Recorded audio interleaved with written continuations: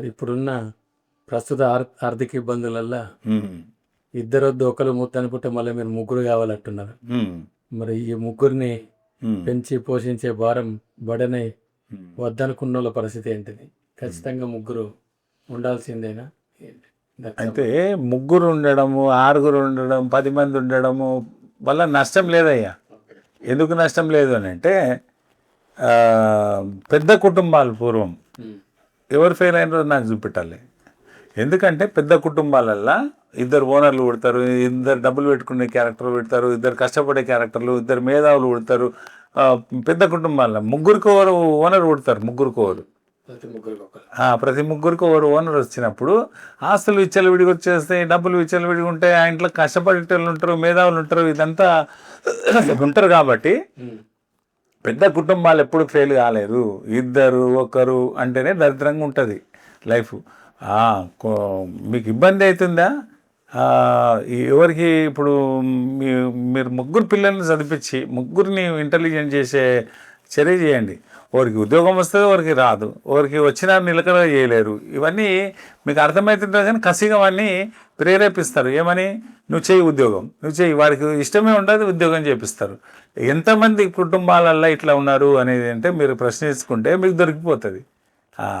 మేధావులు ఒక అబ్బాయి బాగా ఇంటెలిజెంట్ ఉంటాడు, అబ్బాయికి చదువు ఈజీ ఉంటుంది, అబ్బాయి చదవాలి, పబ్లిక్ సేవలో ఉండాలి, పబ్లిక్ సర్వీస్ చేయాలి. ఆ అబ్బాయి క్యారెక్టర్ అట్లే ఉంటుంది. అందరికీ ఆస్తులు, అందరికీ విద్య వస్తే ఆ ఇల్లు సుభిక్షంగా ఉంటుంది. బయట ప్రపంచంలో వాళ్ళు పని చేయరు. ఇప్పుడు ఒక అబ్బాయికి ఒక సంతానాన్ని దేశానికి వదిలిపెట్టాలండి. మీ ధర్మం, నీ జాతి, నీ ధర్మం కోసం పనిచేసేటందుకు ఒక అబ్బాయి పుడతాడు, ఒక సంతానం పుడుతుంది. వాళ్ళను వదిలిపెట్టాలి. గవర్నమెంట్కి పని చేస్తాడా, లేకపోతే దేశ సేవ చేస్తాడా, ఏదో ఒకటి ప్రోగ్రామ్ చేయాలి. ఒక మనిషి ప్రభుత్వానికి కానీ లేకపోతే పబ్లిక్ సేవ చేసే క్యారెక్టర్ ఒకటి పెడుతుంది. నువ్వు వాడిని కూడా వ్యాపారానికో లేకపోతే ఉద్యోగానికి పంపిస్తే దరిద్రంగా ఉంటుంది లైఫ్. నేనేమంటున్నా, హిందూ ధర్మంలో గొప్పతనం ఏంటంటే మనకు తెలుస్తుంది, మన ధర్మాలు మనకు చెప్తుంటాయి. మీ ఇంట్లో ఒకరిని ప్రపంచానికి వదిలిపెట్టాలి. లేదు మా పిల్లలందరినీ మేము జాగ్రత్త మా ఇంటి వరకే చేసుకుంటామంటే కుదరదండి.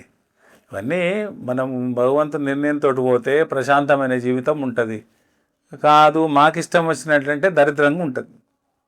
ఈ రాబోయే వాస్తుశాస్త్రం, ఈ వాస్తువాణిలో మీకు చెప్పాల్సింది ఇల్లు గురించి. తర్వాత సింపుల్ మెథడ్, వాస్తుశాస్త్రం అనేది సింపుల్ మెథడ్. మీరు పెద్దగా ఆలోచన చేయకండి. ఈ ఇల్లు, ఈ గోడలు, కిటికీలు, వాయువ్యం ఇది, ఈశాన్యం ఇది, అదన్నీ మర్చిపోండి. సింపుల్ మెథడ్ ఉంది. ఆ సింపుల్ మెథడ్ చెప్పేటందుకు కొంచెం టైం ఇవ్వండి.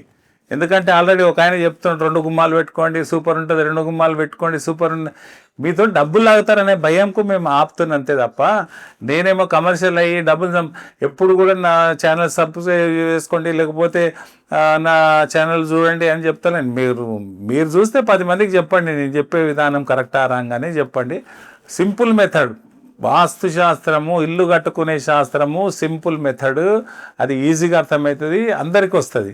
అది అప్పటి వరకు నేను కొంచెం టైం తీసుకుంటా. అప్పటి వరకు మీరు ఇంకా ఏం సార్ సస్పెండ్లో పెడుతున్నాను, ఫోన్లు ఒక 100 ఫోన్లు వచ్చింటే ఒకటే రోజులో. నేను వీడియో రిలీజ్ చేసిన రోజు ఒక 100 ఫోన్లు వచ్చినాయి.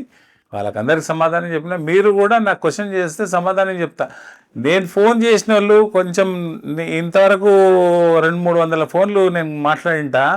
వాళ్ళు కామెంట్ చేయండి. నాతో మాట్లాడినాక మీరు ఎంత రిలాక్స్ అయ్యారు అనేది మీరు కామెంట్ చేయండి. మీ వల్ల, మీ కామెంట్ వల్ల ఇంకొకరికి కూడా లబ్ధి పొందుతారు వాళ్ళు. నేను కామెంట్ చేయడం నేనే బాగుండాలి, మంచి ప్రపంచం ఎట్లోనే పోవాలనుకుంటే కుదరదు. ఇది మీరు కూడా దీంట్లో మీ భాగస్వామ్యం కూడా మీకు ఉండాలి. మీరు కామెంట్ చేయండి. కామెంట్ చేసి సార్ చెప్పే నేను నచ్చేది, నేను చెప్పింది మీకు నచ్చలేకపోతే కూడా మీరు నచ్చలేదని చెప్పండి. నమస్తే.